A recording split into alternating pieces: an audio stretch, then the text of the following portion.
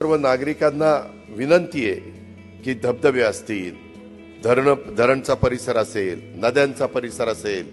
ओढे नाल्यांचा परिसर असेल किंवा डोंगर दऱ्यात फिरण्याच्या करता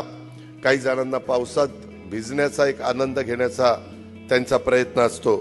जीवनाचा आनंद लुटण्याचा प्रयत्न असतो। जरूर जीवनाचा आनंद लुटा, पण स्वतःचा जीव सांभाळून अशी मी शासनाच्या वतीने पालकमंत्री यांना त्याने देखील विनंती करतो।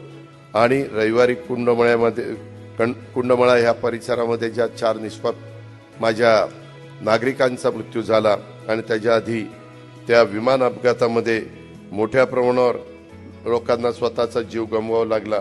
त्या सर्व मान्यवरांचा 274 लोकांना सगळे मिळून, म्हणजे हॉस्टेलचे वगैरे मुलं आणि बाकीचे नागरिक धरून, तर त्या सर्वांना मी भावपूर्ण श्रद्धांजली अर्पण करतो। परमेश्वरच्यांनी प्रार्थना करतो की हा मोठा दुःखाचा डोंगर सहन करण्याची ताकद त्या कुटुंबियातल्या बाकीच्या सहकाऱ्यांना देवो, मृतांना चिरशांती मिळो, अशा प्रकार त्यांच्या आत्म्यांना चिरशांती मिळो, अशा प्रकारची प्रार्थना देखील मी सुरुवात